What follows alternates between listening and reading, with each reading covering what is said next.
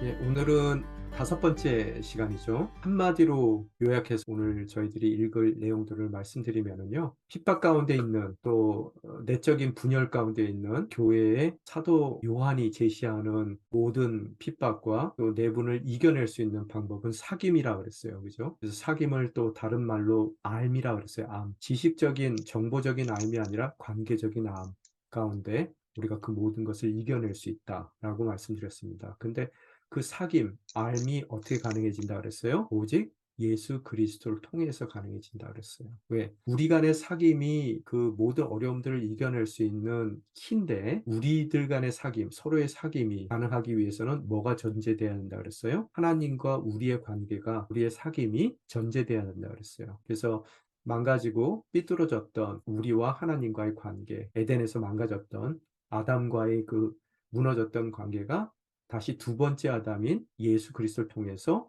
온전해진다 그랬어요. 그래서 그 온전함을 입었을 때 하나님과 우리의 관계가 다시 한번 잘 세워졌을 때 서로 간의 관계가 사귐이 가능해지는 것이고 그 사귐을 통해서 우리가 어떠한 어려움도 승리해서 이겨내는 아름다운 성도의 삶을 살 수 있다라는 것이 전체적인 흐름입니다.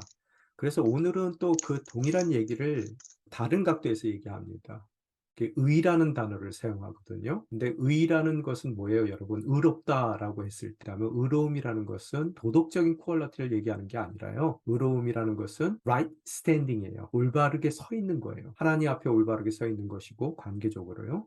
또 서로 간에 성도 간에 또 가정에서는 남편과 아내의 관계 가운데 서로가 온전하게 서 있는 거예요. 내 몸같이 서로를 사랑하는 그것이 의로움인데요. 하나님은 그런 의로운 분이세요. 그런 하나님과 사귀는 우리들도 자녀로서 그분을 사귀잖아요. 사귀는 우리들도 그분을 닮아가는 의로움이 있어야 된다는 거예요. 그래서 그런 의로운 삶은 아까 알미라는 것이 지식적이고 정보적인 알 이상이라 그랬죠. 그래서 외적으로 표현되는 알만을 갖고 있는 것이 외식하는 것이에요. 그건 종교인들입니다. 근데 우리는 종교가 아니에요. 우리는 릴리전이 아니라 릴레이션십이에요. 우리는 관계이기 때문에 관계적으로 아는 거예요. 그래서 그런 관계 가운데 있는 부모와 자식의 관계가처럼 하나님의 아버지로서 또 아들과 딸로서의 관계 가운데 있으면 그분의 의로운 부분을, 의로운 하나님을 닮아가는 우리의 의로운 자들이 될 수 있다는 거고요.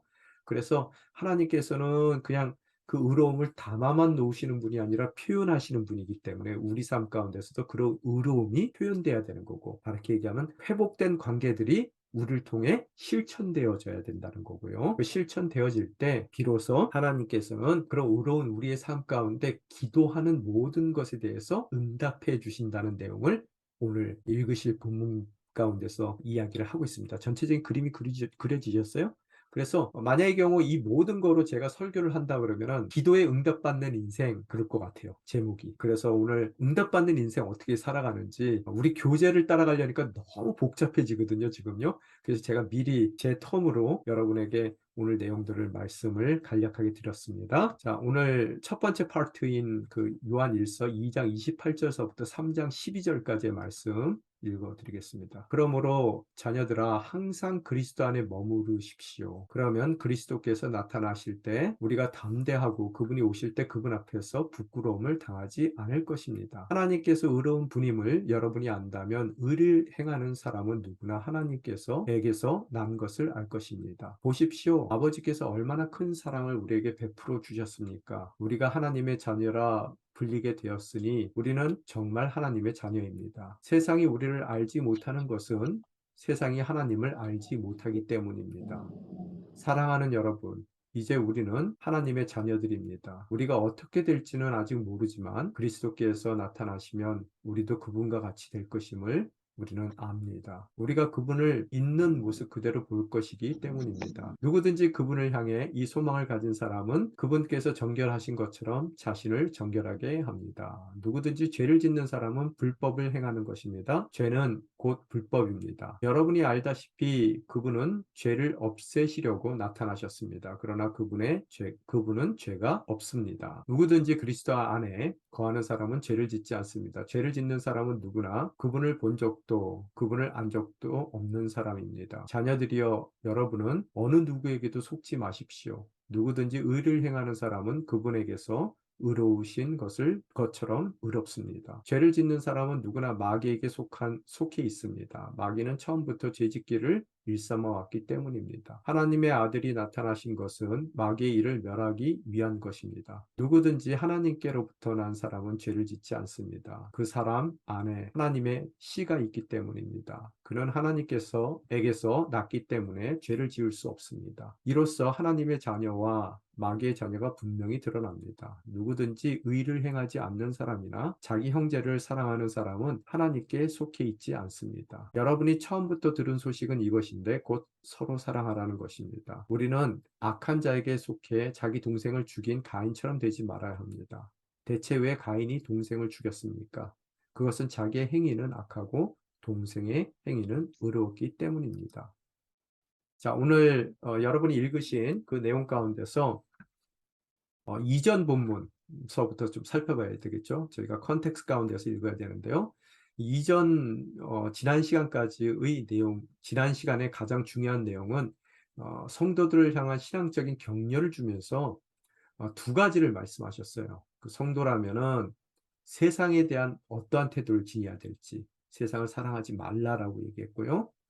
또 그들이 겪고 있었던 어려움의 원인이었던 당사자였던 적그리스도를 어떻게 대해야 될지 그들에 대한 태도와 경계를 사도 요한이 주었습니다. 적그리스도에 대해서 어떠한 태도를 지내라 그래요? 네, 멀리하라 그러죠. 또 그들에게 속지 않기 위해서는 뭐 하라고 그랬습니까? 그리스도 안에 머물라 그랬었죠. 그리스도 안에 머물라. 그것이 지난주의 내용이었습니다. 근데 오늘 본문에서는 다시 한번 성도의 신분에 대해서 얘기하는 것으로 시작해요. 우리의 신분이 뭐라고요? 정체성이 하나님의 자녀라는 거예요. 그건 우리의 정체성이 being이에요. 존재예요. 또한 그 자녀됨에 그치지 않고 그 신분에 합당한 우리 삶 가운데서의 실천이 뭔지, 삶이 무엇인지 그 doing에 대해서 그가 이야기를 해 나아갑니다. 그래서 오늘 본문 말씀을 통해서 성도의 신분에 대해서 이야기하는데 우리가 하나님의 자녀이고 그 자녀다운 삶이 어떻게 실천되어지고 표현되어야 되는지 이야기를 하는데 오늘 본문을 세 부분으로 나누는데요. 첫 번째 것이 하나님 자녀의 특징에 대해서 얘기하고요. 또 우리 삶 속에서 그런 특징들이 어떻게 실천되어야 되는지 그걸 갖다가 거룩함의 표현이라고 말할 수도 있을 것 같고요. 또 끝없이 저희가 쉼 없이 멈춤 없이 그런 성화의 과정을 이루어 나가야 된다라고 촉구하는 것으로서 첫 번째 단락이 마무리가 됩니다. 성화가 뭐라 그랬어요? 지금 우리가 살고 있는 성도의 삶이 그러니까 예수님의 초림과 예수님의 재림 사이를 살고 있는 모든 성도들의 삶의 과정이 성화의 과정이라고 그랬죠. 그래서 우리가 구원을 3단계로 얘기했을 때 예수 믿는 바로 그 순간 예수님이 나의 주님이시고 나의 죄를 담당하셨습니다 라고 고백하는 순간에 뭐가 이루어진다 그랬어요? 칭의가 이루어진다 그랬죠. 칭의는 스냅샷적으로 한순간에 일어납니다. 그래서 칭의 말 그대로 의롭다라고 불러주는 거예요. 전혀 의롭지 않습니다. 우리 삶이. 그렇지만 예수 그리스도를 통해서 의롭지 않는 우리에게 의롭다라고 쳐주시는 거예요. 자, 그렇게 칭의를 먼저 하시고 나서 그냥 내버려 두시는 것이 아니라 의롭지 않은 우리가 그 의로운 자로 불릴 수 있게끔 자격을 갖출 수 있도록 우리를 의로운 자로 만들어가는 과정을 살게 하시는데 그것은 성화의 과정이라고 그래요. 그래서 우리 모두가 지금 여기 클래스에 있는 모두가 성화의 과정을 살고 있어요. 이거는 제가 과정이라고 얘기했습니다. 칭의는 단편적으로 순간적으로 일어나는 사건이라면 이제 의롭다라고 불러주신 것뿐만 아니라 이제 의로운 사람으로 만들어 가는 과정을 겪게 하세요. 이 가나안 땅에 도착하기 전에 출애굽한 이스라엘 백성들이 광야의 삶을 사는 것과 동일한 이야기입니다. 그래서 우리 인생에서도 빨리 하나님께서 편안하고 모든 것이 보장된 가나안 땅으로 들여보내시지 않고 광야와 같은 과정을 허락하시는 것은 의롭다라고 불러주신 것뿐만 아니라 우리 삶 가운데 의로운 퀄리티를 만들어 가시더라는 거예요. 그 주체가 누구세요? 바로 예수 그리스도를 통해서 우리가 받게 된 성령님이 우리 성화의 주체예요. 그래서 내가 성화의 과정을 나 스스로 이루어가는 것이 아니라 하나님께서 예수 그리스도를 통해서 우리 삶 가운데 보내주신 성령을 통해서 우리는 의롭다라고 불러주신 그 부름만 있는 것이 아니라 불러주시는 것만 있는 것이 아니라 그 불러주신 자격을 우리 삶 가운데 만들어 가더라는 거예요. 끝까지 끝없이 끊임없이 그 성화를 추구해 나가도록 촉구하더라는 겁니다. 자, 여기서 넘어가겠습니다. 자, 하나님 자녀됨의 특징 첫 번째 걸 보게 되면은 다시 한번 본문 읽어보면요. 그러므로 자녀들아 항상 그리스도 안에 머무르십시오. 그러면 그리스도께서 나타나실 때 우리가 담대하고 그분이 오실 때 그분 앞에서 부끄러움을 당하지 않을 것입니다. 하나님께서 의로우신 분임을 여러분이 안다면 의를 행하는 사람은 누구나 하나님에게서 난 것을 알 것입니다. 보십시오. 아버지께서 얼마나 큰 사랑을 우리에게 베풀어 주셨습니까?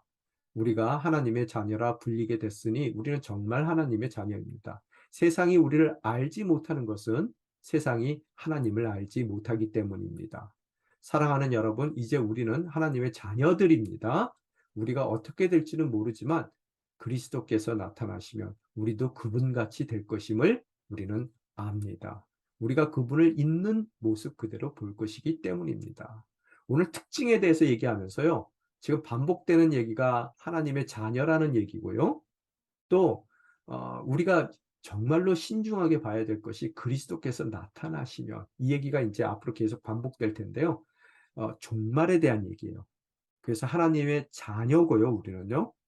그죠? 정체성이. 그 자녀들의 특징은 그리스도께서 나타나실 그 종말론적인 관점을 갖고 있다는 거예요. 이제 그게 어떻게 이제 우리의 삶 가운데 정말 중요한 그 터닝 포인트인지를 그 종말론적 관점이 터닝 포인트인지를 우리가 말씀을 읽으면서 조금씩 더 알아가도록 하겠습니다. 오늘 본문의 특징들이 있어요. 방금 제가 말씀드린 대로요. 종말론적인 소망에 대해서 얘기를 하고 있어요. 자, 오늘 본문은 어떻게 시작해요? 28절에 보면 항상 그리스도 안에 머무르래요. 머무르십시오. 명령문으로 써 있습니다. 성경에서 명령문은 여러분이 밑줄을 그시면서 읽으셔야 돼요.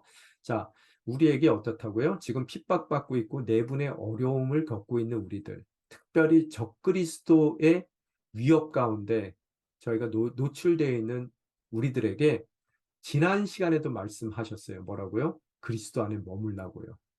그것이 적그리스도의 그런 거짓 그 진리에 속지 않는 방법이라고.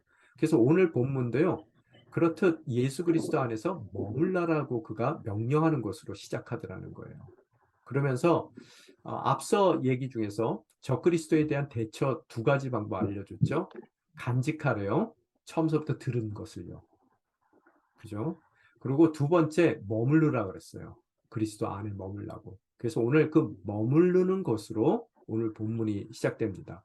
이 머문다는 것은 메노라는 단어인데요. 오늘 본문에서 적그리스도를 대체하는 성도의 태도에서 오늘 본문이 시작되더라는 거예요.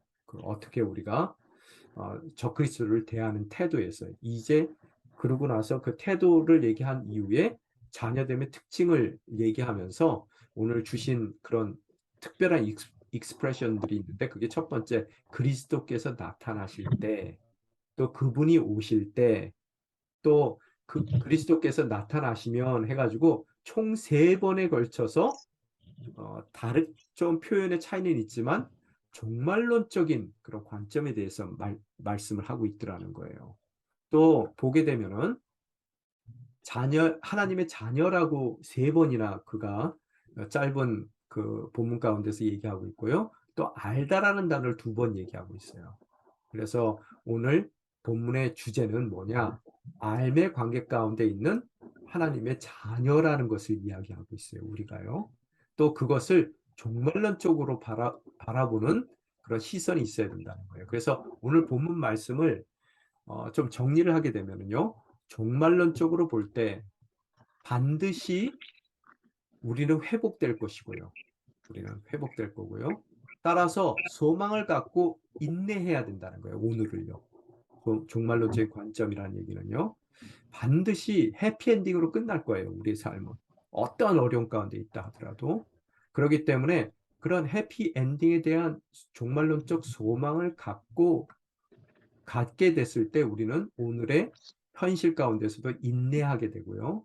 또 우리가 자녀이기 때문에 우리를 잊지 않는 하나님에 대해서 우리가 기억해야 될 것이고, 그래서 또한 오늘 우리가 당하고 있는 고난과 어려움의 이유는 세상이 하나님과 우리를 모르기 때문에 세상 가운데서 우리가 이런 어려움을 당하는 거고요. 그러나 종말에 가서는 예수 그리스도께서 영화로움을, 부활하신 몸을 입고 영화로운 상태로 가시거든요. 이게 구원의 마지막 단계죠. 그런 영화로움을 예수님께서 먼저 입으신 것 같이 우리 또한 부활한 몸, 다르게 얘기하면 모든 것이 회복된 해피엔딩으로 우리의 삶이 마무리될 거라는 거예요. 그렇기 때문에 어떻다고요? 그 그리스도 안에 머물러 종말론적인 관점을 갖고요. 제가 이전에 한번 설명드렸어요. Already, not yet. 이미 구원은 받았어요. Already. 그런데 그게 완성이 안 됐어요. 그죠? 그래서 not yet을 살고 있어요. 앞으로 완성될 거란 말이에요. 칭의는 받았어요. 그리고 우리가 성화의 과정을 지금 겪고 있어요. 그렇지만 아직 이것이 완성되지 않았어요. 그래서 우리는 이 땅 가운데서 우리가 실족하기도 하고 어려움 가운데, 고난 가운데 고통당하기도 하더라는 거예요. 그렇지만 우리가 그 성화의 과정을 인내하며 끝까지 하나님의 때를 기다릴 수 있는 것은 바로 종말론적인, 우리 인생 가운데 종말론적인 소망이 있기 때문입니다. 그 얘기고요. 오늘 성도의 4가지 특징에 대해서 얘기하고 있는데요. 첫 번째 특징은 28절에 나온 것 같이 거하는 존재예요. 어디 가운데 거해요? 그리스도 안에 거하는 거예요. 그죠? 그러면 우리가 물어야 되겠죠? 우리는 예수 그리스도 안에 거하고 있는가? 또 두 번째, 의를 행하는 존재예요. 행하는 존재예요. 거하는 존재, 행하는 존재. 또 우리가 의를 행하고 있는지. 또 세 번째는요. 받는 존재예요. 무엇을 받아요? 하나님의 사랑을 받고 있는 존재라고요. 또 마지막으로 네 번째는 변화될 존재예요. 지금 종말론적인 관점을 가져야 된다라고 말씀드렸죠. 변화될 거예요. 지금 이미 다 변화된 건 아니에요. 어떻게요? 궁극적으로 그리스도와 같이 영화로움을 입을 그 변화될 존재라는 거예요. 이 4가지 특징을 우리가 다 갖고 있어야 돼요. 그죠? 자, 오늘 즉 성도는 그리스도 안에 거하는 존재고, 그러한 성도는 당연한 의를 행해야 되고요. 또 의를 행하는 거룩한 삶에 여전히 겪게 되는 고난이 있지만, 그 고난 가운데서도 우리가 잊지 말아야 될 것은 성도들은 하나님의 사랑을 받는 존재이고요. 그 사랑 가운데서 반드시 예수 그리스도가 부활하신 것 같이 우리 인생 가운데서도 완전한 회복이 임하는 해피엔딩이 올 거라는 거예요. 자, 이해가 됐습니까? 거한다. 거하는 사람은 당연히 행한다. 행하는 도중에 고난은 받는다.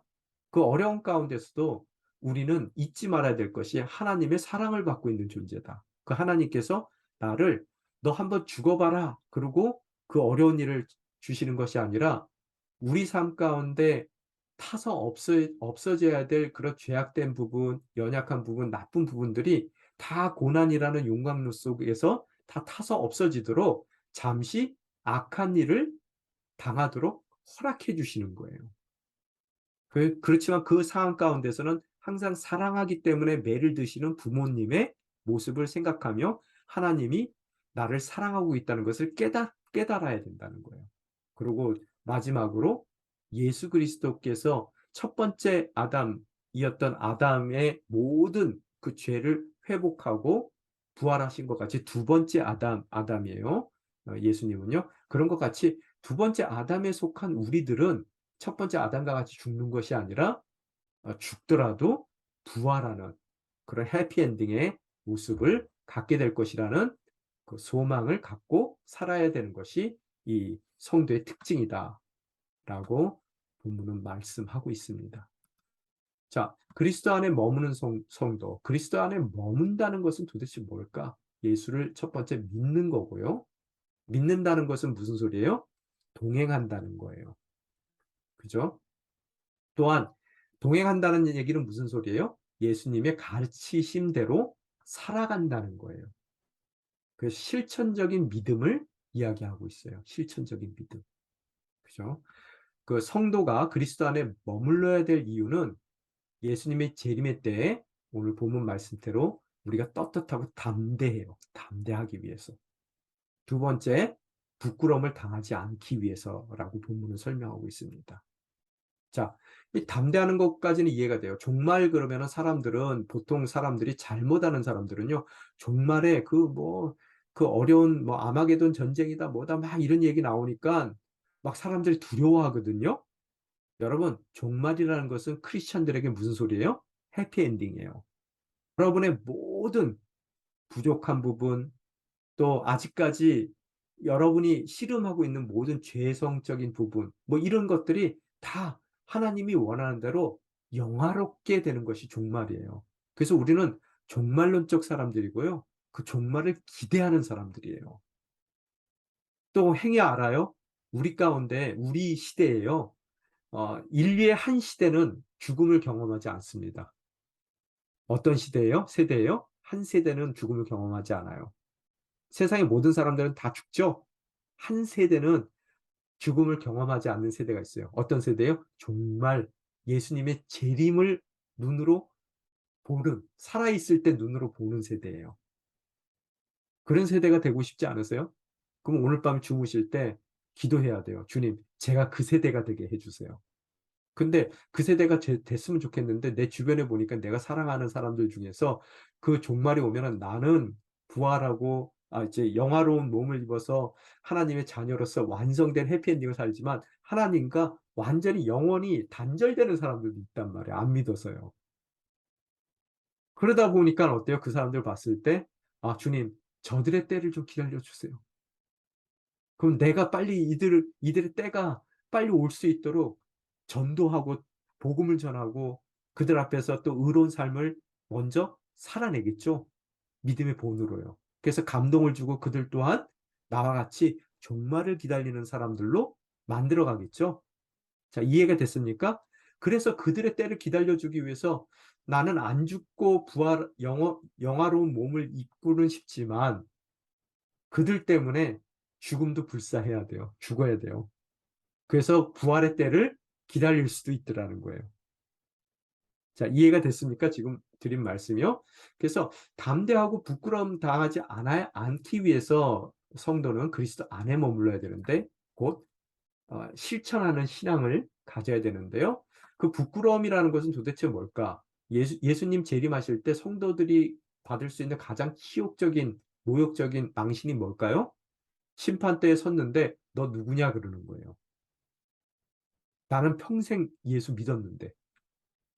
여러분, 안 믿는 사람은요, 자기가 안 믿었기 때문에 어차피 예수님 딱 만나면 아니 난 끝났다 이렇게 생각해요.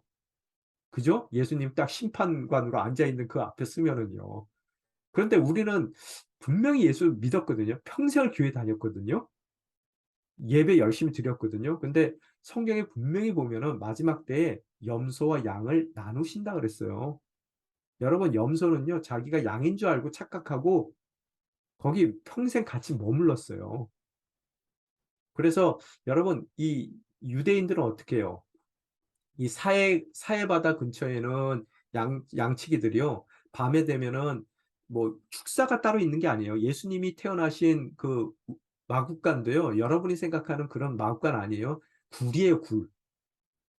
그 마국간을 지을 만한 재정적인 능력이 되는 목자들이 그리 많지 않았어요.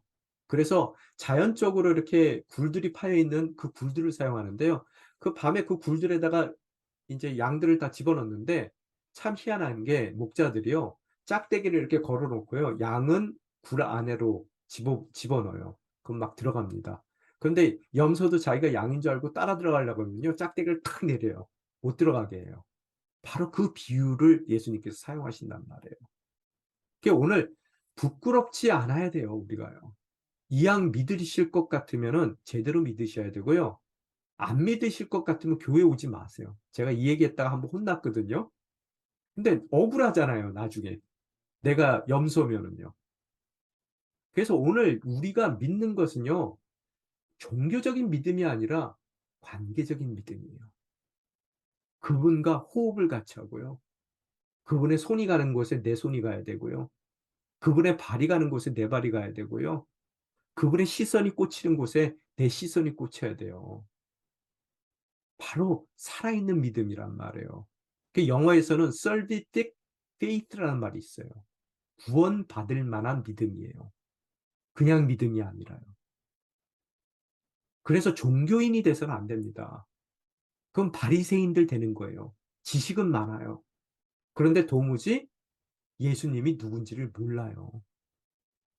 알질 못합니다. 예수님을요. 그런 부끄러움을 당하지 않기 위해서는 어떻다고요? 예수 그리스도 안에 머무르는 삶이 돼야 된다는 거예요. 오늘 따라서 오늘 의를 행함으로 우리는 담대해질 수 있어요.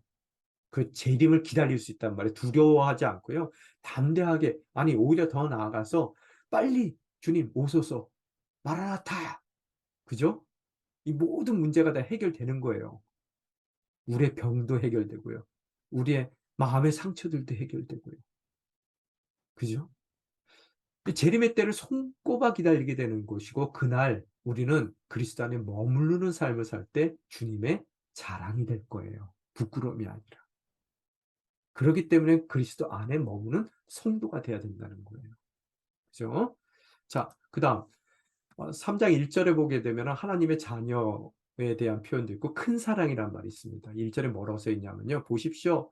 아버지께서 얼마나 큰 사랑을 우리에게 베풀어 주셨습니까? 우리가 하나님의 자녀라고 불리게 됐으니 우리는 정말 하나님의 자녀입니다. 그죠? 하나님의 자녀라는 것은 하나님으로부터 난 자들이라고 2장 29절에 써 있어요. 그 연장선상에 있어요. 이게 성도의 본질입니다. 그죠? 그래서 자녀라는 그 단어는 테큰이라는 단어예요. 지난번에도 말씀드렸는데 배 아파서요. 낫다는 얘기예요. 배 아파서.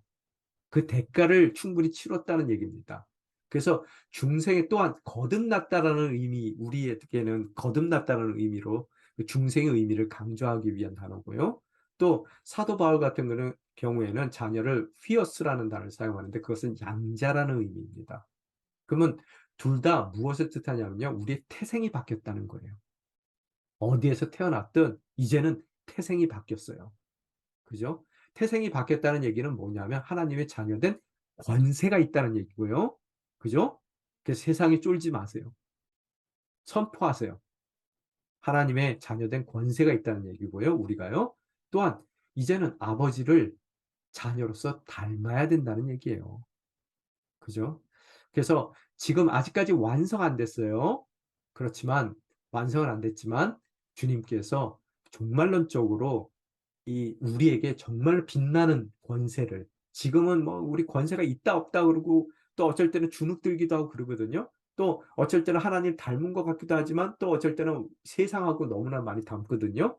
왔다 갔다 하는데 그래도 우리가 포기하지 말아야 될 것이 종말론적인 소망이 있어요. 이 모든 것을 온전히 우리 삶 가운데 가득 채워 주실 거라는 거예요. 그게 종말이에요. 그래서 우리는 예수님의 재림을 기다립니다. 종말론적 사람들이에요. 자, 우리를 자녀 삼아 주신 주님께서 주신 큰 사랑이라는 건 뭐냐? 그 독생자 예수 그리스도를 우리를 위해서 화목제물로 내어 주신 사랑이라는 거예요. 자, 제가 여러분에게 말씀드립니다. 저는 이전에도 한번 말씀드렸어요. 왜 하나님이 사랑의 하나님이라며 그 아버지가 그것도 하나밖에 없는 아들, 뭐 아들이 많은 것도 아니에요. 그 아들을 우리를 위해서 십자가라는 얘기는 가장 어, 뭐예요? 아주 처절한 그런 무시무시한 형벌이잖아요. 그 형벌에 그 아들 하나밖에 없는 것을 내놓았는데 저는 그 어렸을 때 이해가 안 되거든요. 예전에 한번 말씀드렸을 거예요. 그래서 사랑의 아버지라며 자기가 직접 지시지 왜 아들한테 지게끔 하냐고. 저는 그게 마음에 안 들었어요. 그죠? 여러분 같으면 어떻겠어요? 여러분 아들 딸이 있을 텐데 하나밖에 없어요. 그러면 그 애가 십자가 져야 될 일이 있으면은 여러분 내가 대신 질 수 있었으면은 얼마든지 지겠죠? 근데 내가 질 십자가를 걔네들한테 지지를 않는단 말이에요. 인간인 우리들도 그래요. 그래서 이상하다 곰곰이 생각했는데요. 제가 자식 낳아보니까 알겠더라고요. 세상에서 제일 중요한 거는 제 목숨인데요. 제 목숨보다 중요한 단 하나의 목숨이 있어요. 누구 목숨이에요? 자녀들 목숨이죠. 그러면 독생자 아들 예수 그리스도를 우리를 위해서 십자가에 내어주셨다는 얘기는요. 아버지 자기보다 더 중요한 아들을 내어주신 거예요. 그러면은 그 하나님은요. 더 이상 내줄 게 없어요. 그만큼 우리를 사랑하시는 거예요. 오늘 우리가 성화의 과정 가운데 행에 낙심하는 순간이 있어요. 또 고통 가운데서 어려움을 겪는 순간이 있는데 잊지 말아야 될 것이 우린 자녀예요. 어떻게 자녀가 됐어요? 큰 사랑으로. 예수 그리스도를 내어주시는 사랑으로요. 아버지 자신보다 우리를 더 사랑해요. 그래서 아들도 내어줄 수 있는 거예요. 못할 것이 없는 분이세요. 우리를 위해서요. 못 내줄 게 없는 분이세요. 그런데 오늘 내가 이 어려움을 당한다? 무슨 소리예요? 못 내줄 것이 없는 사랑 가운데 우리를 위한 더 큰 것이, 더 멋진 것이 있기 때문에 그것을 주시기 위해서 우리 삶 가운데 잠깐 고난의 시간을 허락하시더라는 거예요. 그래서 그 엄청나게 큰 것을 얻기 위해서는 어떻다고요?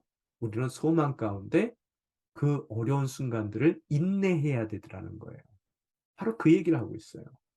그래서 사랑이 확증이 됐어요. 그리스도 십자가의 사건은 하나님의 사랑이 확증됐어요. 그러면 그 사랑만 확증됐다. 이 미워서 날 이렇게 하는 거 아니구나. 너 한번 죽어봐라. 그래서 내 인생 가운데 이런 집안에 시집 온 게 아니구나. 라는 것을 알게 됐을 때 어떻다고요? 사랑 가운데 뭐든지 해줄 수 있는 하나님 사랑 가운데 나를 이곳에 오게끔 하셨다라는 것을 알았을 때 우리는 그 하나님의 때를 기다릴 수 있더라는 거예요. 엄청난 반전의 역사를 기대할 수 있다는 거예요.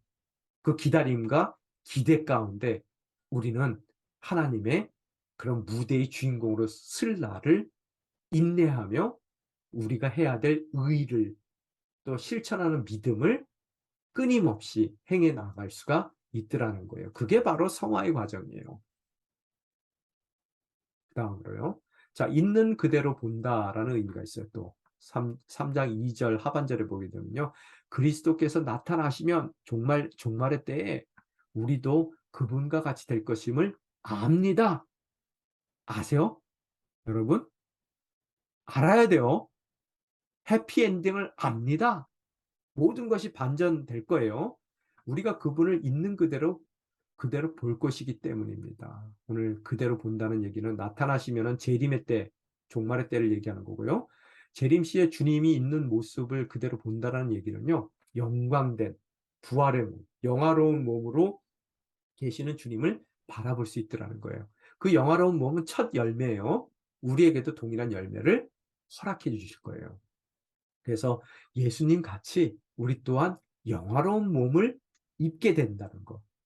또 하나님이 원래 창조할 때서부터 청사진으로 갖고 있었던 나의 모습으로 회복되어질 것, 완성되어질 것을 바라볼 수 있더라는 거예요. 그래서 비록 성도들은 세상에 섞여 살아요. 우리들이 세상에 섞여 살아요. 힘도 없는 것 같아요. 뭐 아무것도 아닌 것 같아요. 재림의 날은 확연히 달라집니다. 우리의 본 모습이 드러나요. 완성된 모습. 바로 그것이 해피엔딩이라는 거예요. 그래서 우리 기독교인들은 모두가 종말론적인 사람일 수밖에 없어요. 이 종말론, 이거를 이단들이 자꾸 갖다가 쓰니까 이거 우리가 좀 타부시 되거든요. 쓰기가 좀 조금 어려워져요. 막 그 종말하면 뭐 이단 냄새가 나는 것 같고, 그죠? 그렇지만 근본적으로 우리 모두는 종말론적인 사람이라는 거예요. 종말은 뭐다? 무서운 심판, 이런 게 아니라 우리의 전적인 회복, 충만함, 가득 참, 해피엔딩이라는 거예요. 그죠? 자, 그래서 종말론적인 소망으로 우리가 어떠한 상황 가운데서든 인내하며 그리스도 안에 거하는 인생을 살게 된다면 반드시 영화롭게 된다는 거예요. 해피엔딩이 된다는 것을 이야기하고 있다는 겁니다. 자, 그러면은 우리가 질문을 해야 될 텐데요. 좀 시간을 제가 너무 많이 써서요. 오늘 나눔 시간은 좀 나중에 하고요. 여러분은 그리스도 안에 거하는가를 물어야 된다. 거하고 있는가. 그냥 교회 들락날락 하시는 게 아니라요.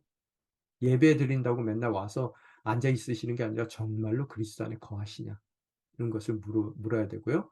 혹시 지금 삶이 고난과 위기 속에 있는가? 그러면 이 그리스도 안에 거하는 것으로서 우리가 얻게 되는 종말론적인 소망이 이 오늘의 고난을 이길 수 있게끔 해주고 있는가를 물으시라는 거예요. 두 번째, 하나님의 거룩에 대해서, 자녀의 거룩함에 대해서 3장 3절에서 7절 말씀입니다. 제가 읽어드리겠습니다.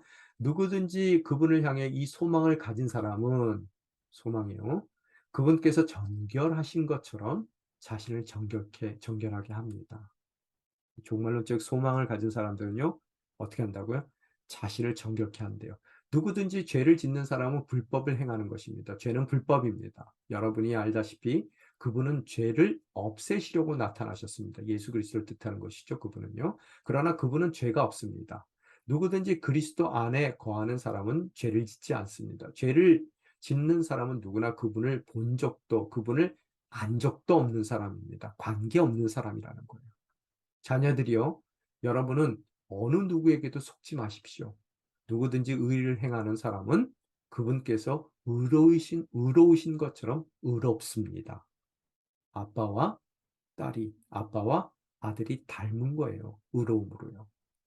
자, 오늘 성대 거룩한 삶을 뜻할 때 종말론적인 삶이 있다 그랬어요. 그 삶 가운데 우리는 그 흔들리지 않는 종말론적인 소망이 있어요. 또 종말론적인 소망을 갖고 있는 사람들은 항상 하나님께서 정결하신 것 같이 정결한 삶을 산다 그랬어요. 오늘 3절에 보면 누구든지 그분을 향해 이 소망을 가진 사람은 그분께서 정결하신 것처럼 자신을 정결하게 합니다. 이 소망이라는 것은 종말론적인 소망이라고 말씀드렸고요. 성도가 이 땅에서 살아가면서 예수 그리스도처럼 변화되기를 소망해야 되죠. 부활의 날, 종말의 날, 우리가 해피엔딩으로 끝날 그날에 대해서 해피엔딩으로 마무리되는 그날을 통해서 그날은 또 새로운 시작입니다. 끝이 아니에요. 이제는 영원한 세상이 시작되는 거예요. 자, 영원하다는 거 제가 다시 한번 여러분에게 상기시켜 드리면은 영원하다는 것은 무한대를 뜻하는 것이 아니라 그랬죠. 뭐예요? 시간에 가득 참이에요. 충만함. 이걸 놓치시더라고요. 여러분, 이 얘기는 뭐냐면요. 여러분 인생 살면서 아팠던 시간, 힘들었던 시간, 괴로웠던 시간, 또 낭비되었던 시간, 잊어버리고 싶은 시간, 얼마나 많은 시간들이 있어요. 기쁜 시간도 있지만 하나님이 시간 이렇게밖에 못 만들었어요? 아니죠. 하나님은 시간 제대로 만드셨는데 타락한 우리 때문에 시간도 타락한 거예요. 여러분, 만약의 경우 우리가 무한대로 영원히 나중에 산다 그러잖아요. 그러면은 우리가 아팠던 그 시간들을 갖고 영원히 살아야 돼요. 잊어버리고 싶었던 시간들을 갖고 영원히 살아야 되고요. 그거 괴롭습니다. 영원한 시간이라는 것은요. 그런 모든 하나님이 의도하지 않았던 죄 때문에 만들어졌던, 찌그러졌던, 망가졌던 그 시간들이 다 회복되는 시간이에요. 가득 찬 시간. 하나님이 원래 세상을 창조하시고 우리를 창조해서 우리에게 허락된 시간, 청사진으로 갖고 계셨던 시간으로 회복되는 거예요. 오늘 그 날에 대한 소망을 가지면 여러분이 어떻다고요? 정결한 삶을 살아야 된다는 거예요. 오늘서부터. 정결한 삶의 핵심은 죄를 멀리하는 삶이고요. 죄는 불법이라고 그랬어요. 또한 그런 죄를 멀리하는 삶을 살아야 될 이유가요. 그런 모든 소망을 가능케 해주신 예수 그리스도께서 이 땅에 오신 이유가 그 죄를 없애기 위해서 오셨어요. 그죠? 그래서 예수 그리스도 안에 거하는 자들은 절대로 죄 지으면 안 돼요. 왜? 예수님께서 십자가를 지셨던 이유가 죄 때문에 지셨기 때문에요. 우리가 그 죄를 반복할 수는 없다는 거예요. 그런데 여기서 현실적인 문제가 하나 있어요. 무슨 문제요? 그러면 죄를 우리가 마음을 그렇게 먹는다고 그래서 절대로 죄 전혀 짓지 않고 살아요? 그건 아니잖아요. 그러면 오늘 죄를 짓지 멀리해야 된다, 죄를 짓지 않아야 된다라는 의미가 뭐냐 하면요. 양심의 가책 없이 상습적으로 그 죄를 짓는 것을 하지 않는다는 의미예요. 성경에 보면 양심에 화인 맞은 자라는 표현이 나오죠. 세상에 보면요, 하나도 꺼리낌이 없어요. 그리고 그거 안 하는 놈이 바보지. 그리고 세상은 자기 이익을 위해서 함부로 산단 말이에요. 바로 그것을 죄 짓는 것이라고 얘기하는 거예요. 그래서 오늘 주어지는 말씀 가운데서는요, 우리가 성화의 과정 가운데 있는데 아직 의롭지 않습니다. 의로워지고 있는 상태예요. 그 의로워지고 있는 상태에서 아직 의롭지 못한 부분들이 꿈틀댈 때 우리가 죄를 지을 수가 있어요. 그렇지만 양심의 가책이 있어요. 또 그 죄를 다시는 안 지으려고 막 노력을 해요. 그러다가 어떻게 또 그 죄가 지어지기도 해요. 오늘 남편한테 좋은 말 해야지. 아내한테 내가 예쁜 말 해야지. 뭐 이러다가 어떻게 하다 보면 뭐가 하나 빨간 버튼이 탁 눌러지면은 또 안 해야 될 얘기들이 주르륵 쏟아져 나온단 말이에요. 근데 그 얘기를 하고 나서 아, 속 시원하다. 내가 또 내일서부터 열심히 내가 이런 얘기를 해야 되겠다. 이러면 안 된다는 거예요. 그냥 내가 왜 그랬지? 주님, 저를 긍휼히 여겨주시고 불쌍히 여겨주세요. 이런 거는 괜찮다는 거예요. 자, 이해가 되셨죠? 예, 그런 말이에요. 자, 또 오늘 하나님의 자녀와 마귀의 자녀를 좀 비교해요. 하나님의 자녀는 그런 죄 안 짓는 자녀예요. 예수 그리스도 안에 거하는 자녀고요. 그렇기 때문에 정말 종말론적인 소망 가운데서 흔들리지 않고 그 성화의 과정에 임하는 것. 그래서 끊임없이 서로를 사랑하는 사람들이에요. 근데 이제 마귀의 자녀가 누군지를 이제 설명하는 거예요. 자, 8절서부터 읽겠습니다. 죄를 짓는 사람은 누구나 마귀에게 속해 있습니다. 마귀는 처음부터 죄 짓기를 일삼아왔기 때문입니다. 하나님의 아들이 나타나신 것은 마귀의 일을 멸하시기 위한 것입니다. 누구든지 하나님께로부터 난 사람은 죄를 짓지 않습니다. 그 사람 안에 하나님의 씨가 있기 때문입니다. 그는 하나님에게서 났기 때문에 죄를 지을 수 없습니다. 이로써 하나님의 자녀와 마귀의 자녀가 분명히 드러납니다. 누구든지 의를 행하지 않는 사람이나 자기 형제를 사랑하지 않는 사람은 하나님께 속해 있지 않습니다. 여러분이 처음부터 들은 소식은 이것인데 곧 서로 사랑하라는 것입니다. 우리는 악한 자에게 속해 자기 동생을 죽인 가인처럼 되지 말아야 합니다. 대체 왜 가인이 동생을 죽였습니까? 그것은 자기의 행위는 악하고 동생의 행위는 의롭기 때문입니다. 자, 오늘 하나님의 씨라는 말이 나와요. 그죠? 그래서 8, 9절에 보게 되면 죄의식조차 갖지 않는 사람들, 상습적으로 양심의 가책을 느끼지 않으면 고의적으로 반복적으로 그 죄를 범하는 사람들은 누구라 그래요? 마귀에게 속한 자들이에요. 세상에 속한 자들입니다. 그렇지만 우리들은 하나님께 속한 자들이고요. 그 하나님에게 속한 이유는 우리 안에 뭐가 있어요? 하나님의 씨가 있다 그래요. 그래서 그 씨 있는 사람들은 필연적으로 당연히 마땅히 의를 행하는 삶을 산다는 거예요. 그죠? 그 의를 행한다는 것은 죄를 짓지 않는다는 거고요. 또 의가 관계적으로 right standing이라면은 죄는 뭐예요? wrong standing이에요. 관계적으로요.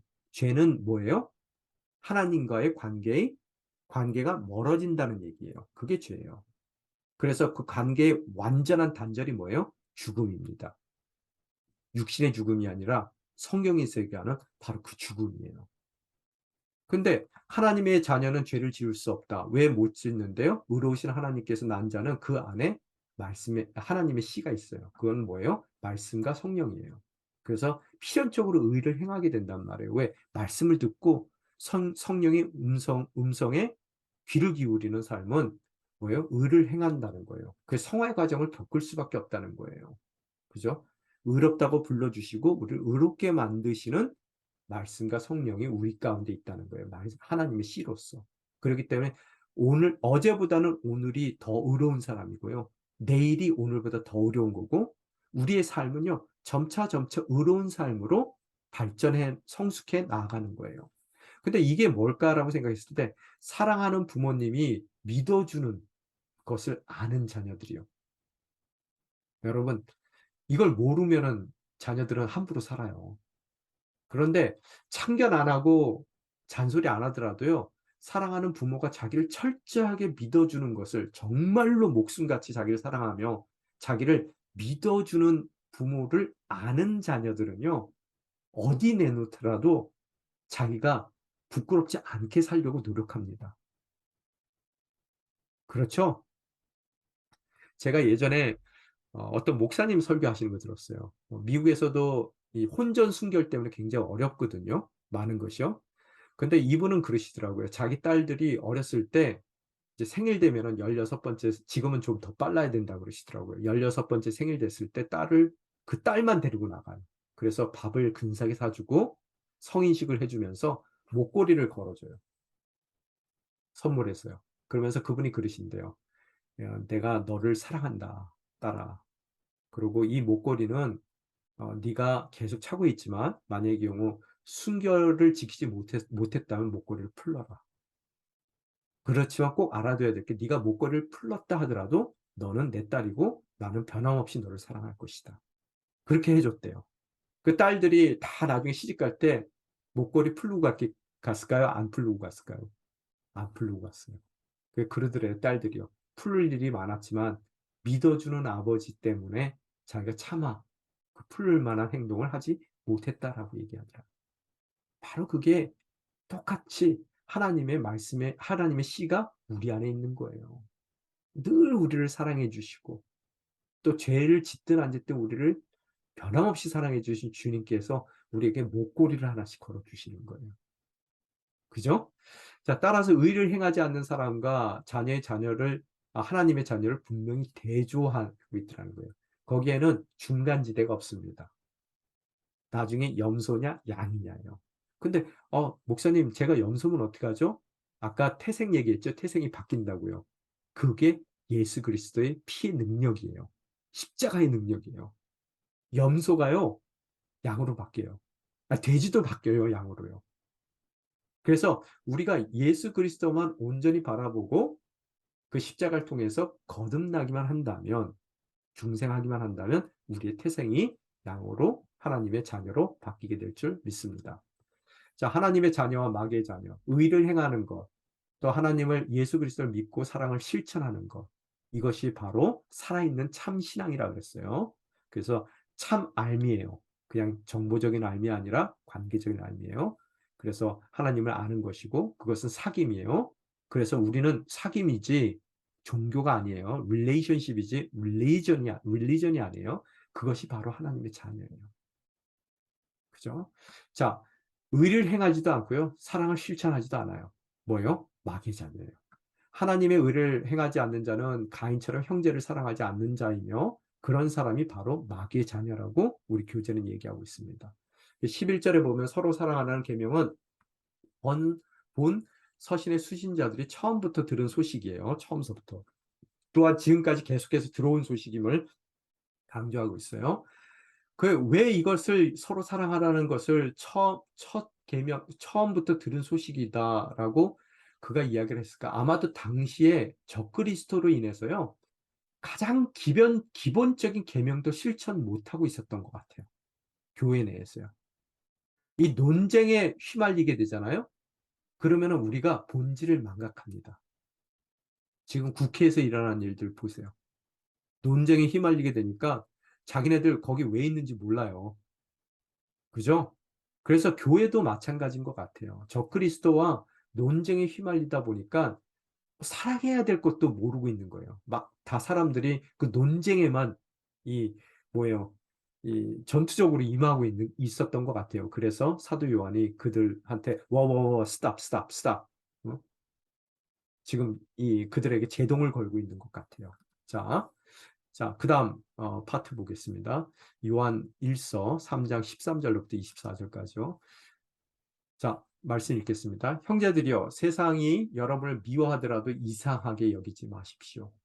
미워하는 거 이상하게 여기지 말래요.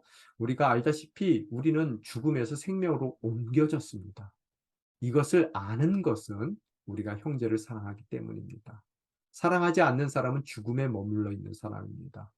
누구든지 자기 형제를 미워하는 사람은 살인자입니다.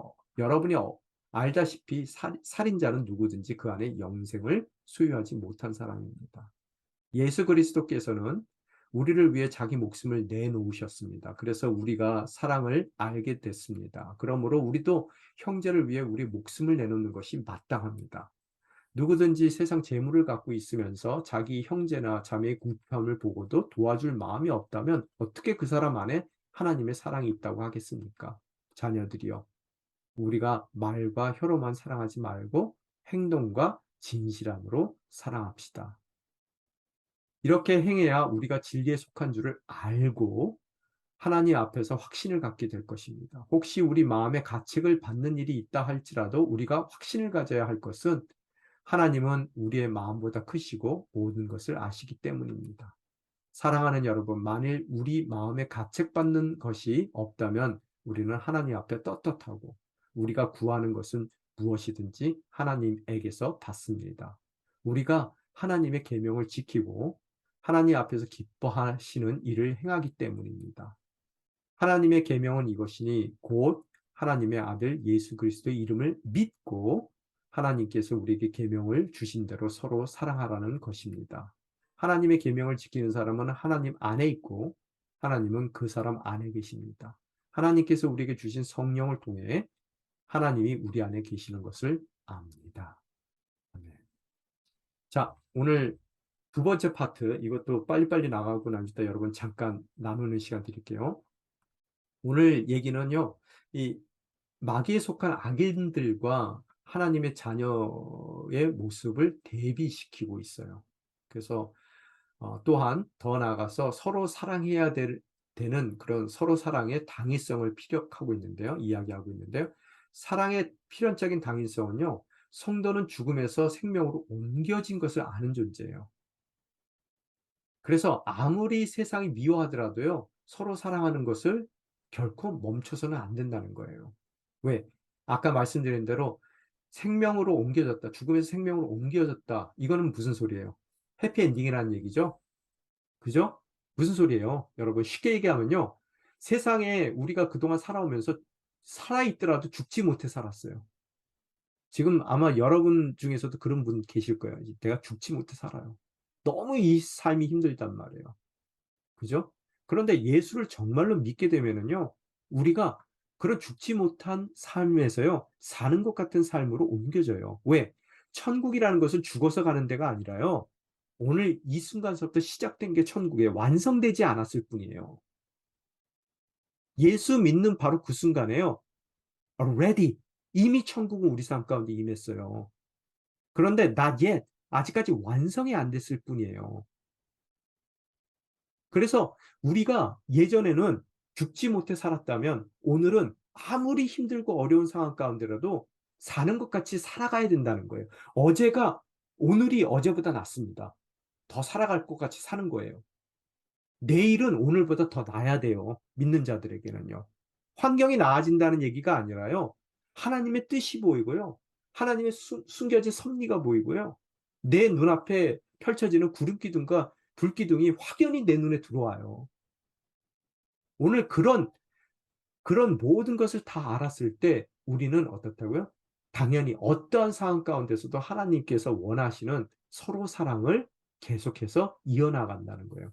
그래서 또 두 번째, 말로만 하는 것이 사랑이 아니에요. 그건 위선적인 사랑이죠. 외식하는 사랑이고요. 그건 종교적인 거예요. 그런데 뭐라고요? 행동과 진실한 사랑을 해야 되는 것이고 또 사랑의 실천은 계명을 준수하는 일이래요.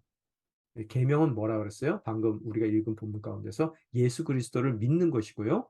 또한 서로를 사랑하는 것이 계명이다라고 얘기하고 있어요. 그 계명을 준수한 결과에 대해서 얘기하고 있어요. 또 이후에 결과가 뭐라 그랬어요? 기도 응답이에요.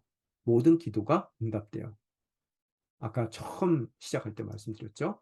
자, 필연적 당위성에서요.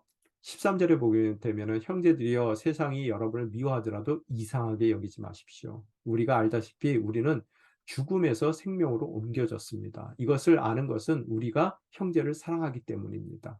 계명을 지키고 예수 그리스도 안에 거하고 그럼으로써 천국에 대한 소망을 갖기 시작한 사람들은요. 자기가 죽지 못해 살았던 그 인생이 이제는 사는 것 같이 사는 이미 시작된 천국을 누려가는 삶이라는 것을 알고 있어요. 사랑하지 않는 사람은 죽음에 머물러 있는 사람입니다. 누구든지 자기 형제를 미워하는 사람은 살인자입니다. 여러분이 알다시피 살인자는 누구든지 그 안에 영생을 소유하지 못한 사람입니다. 예수 그리스도께서는 영생을 소유하지 못한다는 해피엔딩에 대한 어떠한 소망도 없다는 얘기예요. 예수 그리스도께서는 우리를 위해 자기 목숨을 내놓으셨습니다. 그래서 우리가 사랑을 알게 됐습니다. 그러므로 우리도 형제들을 위해 우리의 목숨을 내놓는 것이 마땅합니다. 자, 언급된 사랑의 당위성 보면요. 세상에서 미움받는 성도예요. 그 이상하게 여기지 말라는 거예요. 그죠? 우리도 정말로, 정말 우리가 진정한 사랑을 실천하면요. 세상이 어떻게 대하는 줄 아세요? 여러분? 그래, 만만하구나. 넌 내 먹잇감이다. 그러고 덤벼요. 그래서 여러분이 어렵게 돼요. 함부로 대하는 사람들도 생깁니다. 이상하게 여기지 말래요. 그렇다고 해서 사랑하는 것을 멈추지 말라는 얘기예요. 여러분이 사랑하는 것 때문에 여러분이 힘든 일을 당하더라도 이후에 어떤 상황 가운데서도 우리가 지속적으로 keep on loving, 사랑을 계속해 나가는 당위성을 설명하는데요. 성도가 사랑했을 때 아까 말씀드린 대로 죽음에서 생명으로 옮겨진 것을 알게 되기 때문이에요. 그래서 야, 정말로 사랑해 보니까 그 사랑 가운데서 주님께서 우리에게 주시는 그런 선물이 뭐냐면요. 사는 것 같이 살게 해주세요. 살아도 죽은 것 같이 사는 게 아니라요. 우리가 제대로 알 때 이렇듯 우리가 죽음에서 생명으로 옮겨진 것을 제대로 알 때요. 그 제대로 아는 것이 오늘을 이겨내는 힘이라는 거예요. 다시 말씀드려서 사랑으로 인해 해피엔딩에 대한 확신이 우리 삶 가운데 더 다가와요. 왜? 어제보다 오늘 나아요. 또 내일은 오늘보다 더 나을 것이라는 기대를 갖고 살게 된단 말이에요.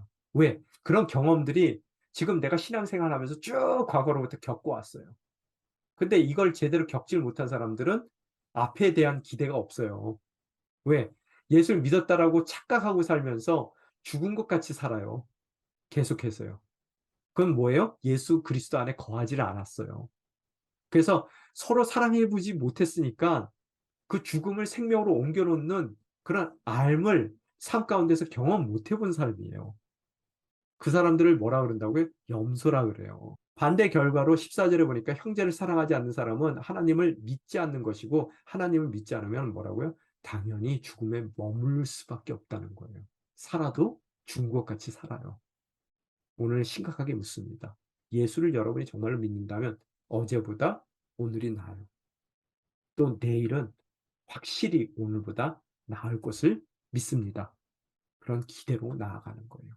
좀 더 빨리 나갈게요. 혹시 지금 미워하거나 싫어하는 사람이 있는가? 지금 미워하는 사람을 용서하며 사랑을 선포해야 됩니다. 그래서 선포하면서 우리가 그 사람을 용서하고 사랑해 나아갈 때 허락된 천국을 오늘서부터 살아낼 수 있어요. 여러분, 예수님이 자꾸 용서하라 그러죠? 용서하면은 누가 자유하게 돼요? 용서받은 사람이 자기의 죄값에 대해서 자유하게 돼요? 항상 여러분 용서했을 때 뭐예요? 피해자인 내가요. 그 일에서 자유해요. 여러분 가해자들은요 쉽게 잊어먹어요. 자기가 뭐 했는지. 평생을 이 괴로워하는 사람들은요 피해자들이 괴로워해요. 그래서 거기에 묶여 있어요. 억울하지 않습니까? 가해자는 벌써 다 잊어버리고 있어요. 자기는 편안하게 살고 있는데요. 나는 그 과거에 아직까지 묶여 있더라는 거예요. 용서라는 것은 그 모든 과거로부터 나를 끊어내는 행동이에요. 자유케 하는 행동입니다. 그래서 이미 시작된 천국을 살아가는 거예요. 16절에 보면 우리가 사랑을 알게 된 근거를 보게 되면 예수 그리스도께서는 우리를 위해 자기 목숨을 내놓으셨습니다. 그래서 우리가 사랑을 알게 됐습니다. 그러므로 우리도 형제들을 위해 우리 목숨을 내놓는 것이 마땅합니다. 예수 그리스도는 자신의 목숨을 우리 죄인을 위해서 버리셨어요. 이런 대속적인 희생적인 그리스도의 죽음을 통해서 우리는 사랑을 알게 됐습니다. 그죠? 그래서 예수 그리스도를 통해서 주어진 것이 성령이에요. 그래서 망가진 관계 회복입니다. 여러분 이 얘기가 뭐냐면요. 성령이라는 것은 다시 말씀드립니다. 우리나라 교회가 갖고 있는 가장 치명적인 숏커밍이 뭐냐면요. 성령을 능력으로만 알아요. 순복음 교회 때문에요. 순복음 교회 쪽인 그런 믿음 때문에요. 물론 그게 잘못됐다는 얘기는 아니에요. 그런데 성령은요. 가장 중요한 것이 관계예요. 아버지가 아들 예수 그리스도를 사랑하신 것이 바로 성령의 사랑이고요.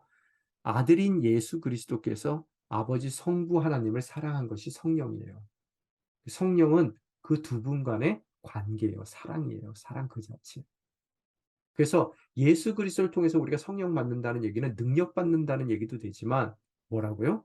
무너졌던 관계가 흡사 아들이 아버지를 사랑하고 또 성부 하나님께서 성자 그 아들을 사랑하는 것 같은 사랑 가운데 사랑을 받았다는 거예요. 그래서 이제는 내가 하나님 아버지를 보더라도 아버지로 보는 거고요. 하나님께서 나를 볼 때 예수 그리스도 그 아들을 보듯이 봐주신다는 거예요. 그래서 망가진 관계의 회복을 우리는 성령 받았다라고 얘기하는 거예요. 근데 이 고속도로에서 보면은 여러분 무슨 얘기냐면요. 하나님께서 우리를 창조하셨을 때 서로 손을 맞잡게 창조를 하셨어요. 서로 마주 보기 위해서. 그런데 인간이 손을 탁 쳐버리고 등을 돌렸어요. 그래서 멀리 점점 하나님으로부터 멀어져요. 꼭 고속도로에서 달려가듯이요. 그게 죄예요. 등을 돌리고 멀어지는 게요. 성경에서 얘기하는 죄입니다. 그런데 여러분 고속도로에서 운전할 때 보면 길 잘못되면은 어떻게 중앙분리된 넘어갈 수 없잖아요. 계속 멀어지는 거예요. 자기가 멀어지는 줄 알고 있으면서도 멀어질 수밖에 없는 게 고속도로 같은 우리 인생입니다. 근데 유일하게 돌아갈 수 있는 방법이 뭐예요? 인터체인지예요. 그 인터체인지가 누구예요? 예수 그리스도예요. 그래서 그 인터체인지를 그냥 지나치지 못하게요. 거기다가 막 전광판 세워놨어요. 500m 인터체인지, 300m 인터체인지 막 전광판에서 반짝반짝거려요. 그럼 누구예요? 예언자들이요. 선지자들이요. 그래서 우리가 인터체인지에 딱 들어서게 되면 이제 유턴할 수 있어요. 메타노이아, 회개한단 말이에요. 예수 그리스도를 통해서. 다시 하나님 앞으로 돌아가게 돼요.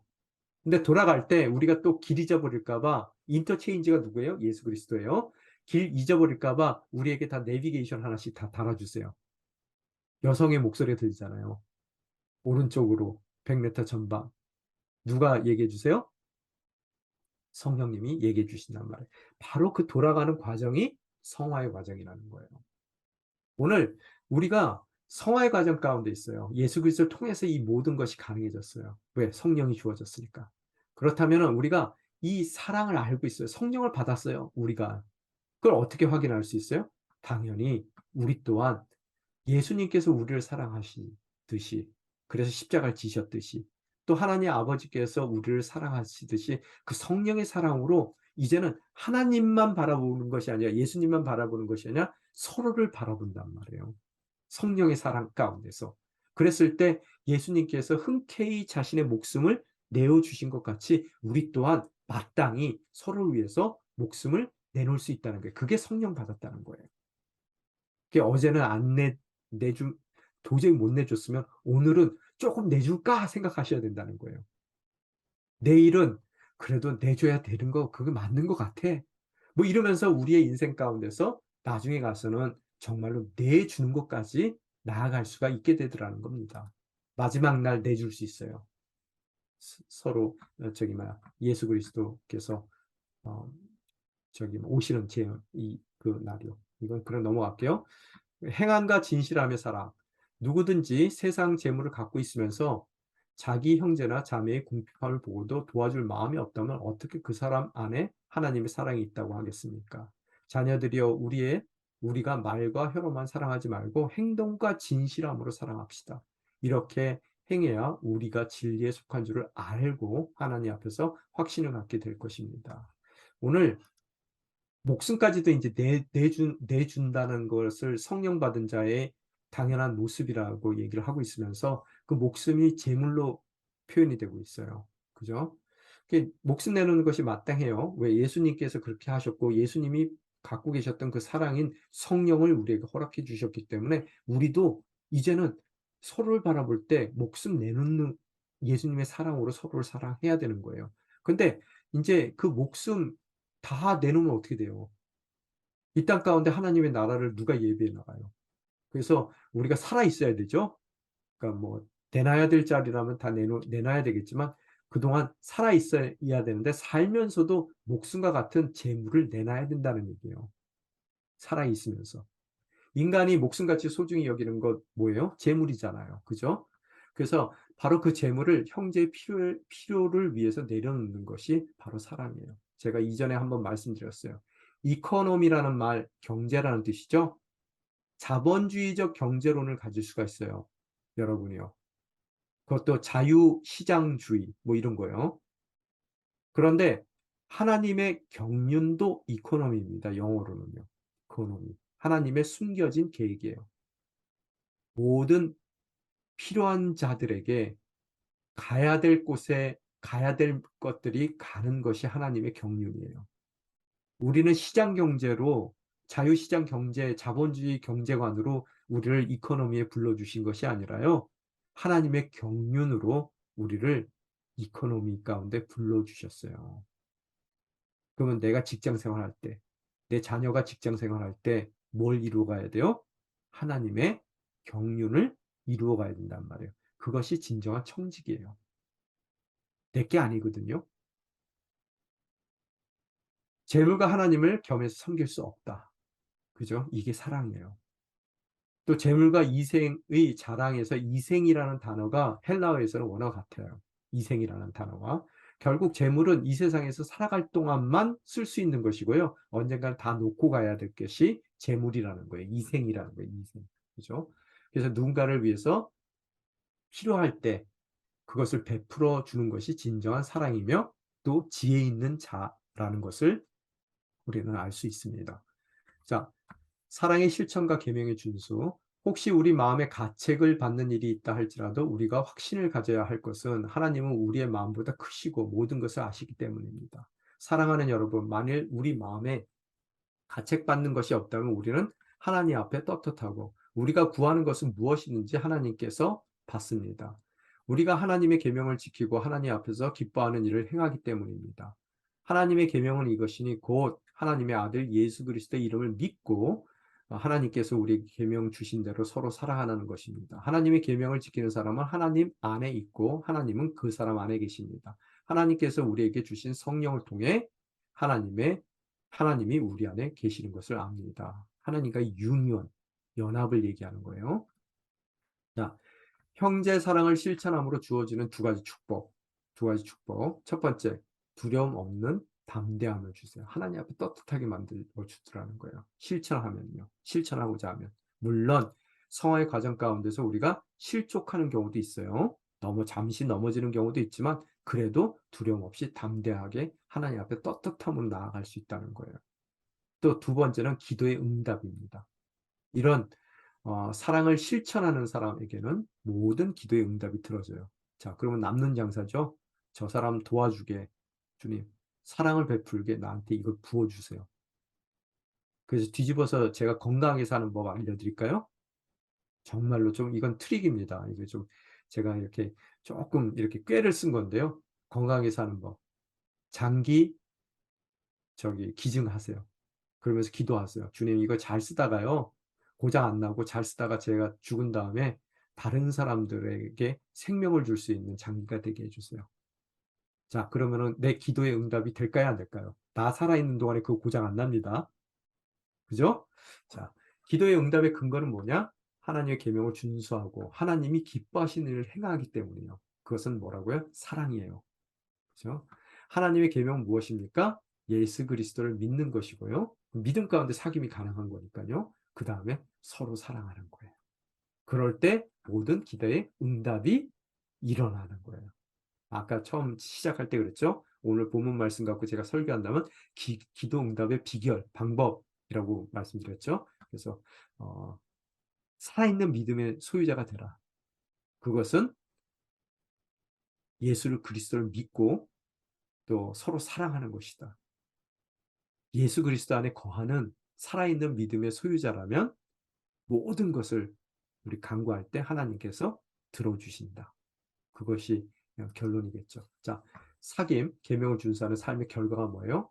예수 그리스도를 믿음으로 하나님과의 사귐이 가능해졌고, 또 하나님과의 사귐을 바탕으로 서로의 진정한 사귐이 가능해졌고, 그런 진정한 서로의 사귐 가운데 실천적인 사랑이 일어날 것이고요. 우리가 정말로 움직이는 사랑, 제물로 드리는 사랑, 뭐 희생적인 사랑 이런 것들이 가능하겠죠. 바로 그것이 계명의 준수고 그것은 하나님의 기쁨이고 모든 과정을 통해서 우리가 하나님과 연합하게 되더라는 거예요. 더 깊이 관계가 깊어지더라는 거예요.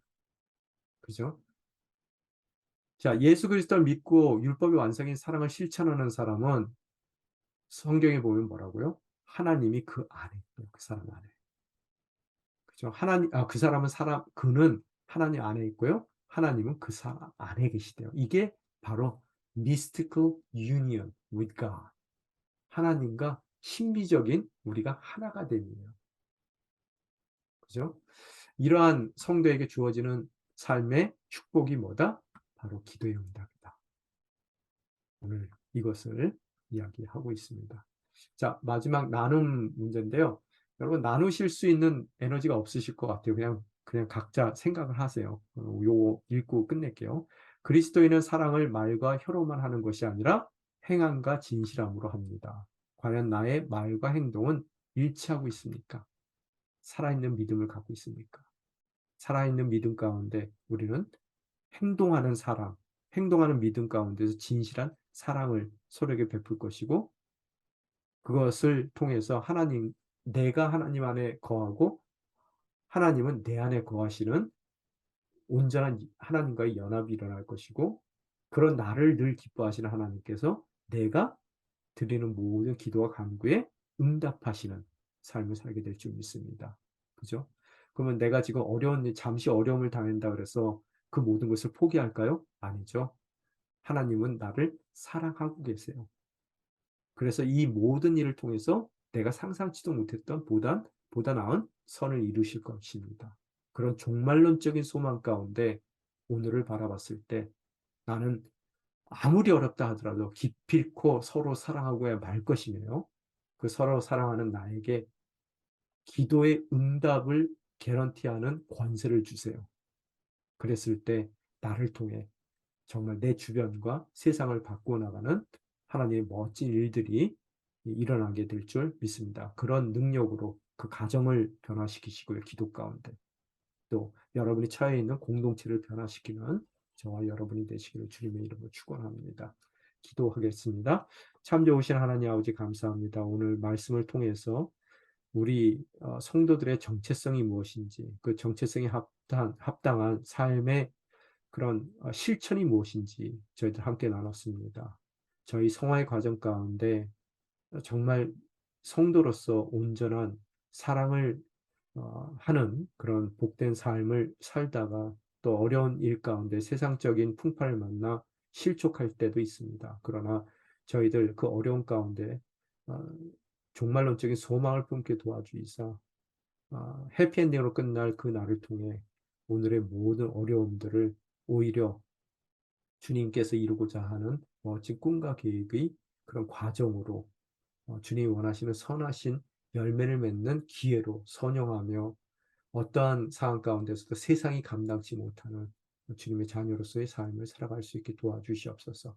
그런 실천하는 믿음의 소유자, 서로 예수께서 사랑하셨듯이 서로를 사랑할 때 하나님께서 우리 안에 거하시고 우리가 하나님 안에 거하는 그런 하나님과의 온전한 연합이 일어날 것이고 바로 그 삶 가운데 주님께서 우리가 드리는 모든 기도와 간구에 응답해 주실 줄 믿습니다. 그 응답받는 능력의 권세의 자녀들이 될 수 있게 도와주시고 우리를 통해서 우리의 가정을 또 우리가 처한 모든 이 땅 가운데서의 공동체의 변화를 이루어 나가는 것으로서 진정 이 땅 가운데 보내주신 천국을 예배하는 자로서 주님의 나라를 확장시켜 나가는 데 쓰임받는 복된 믿음의 권속들 될 수 있게 도와주시옵소서. 이 모든 말씀 우리 주 예수 그리스도의 이름으로 간절히 기도드리옵나이다.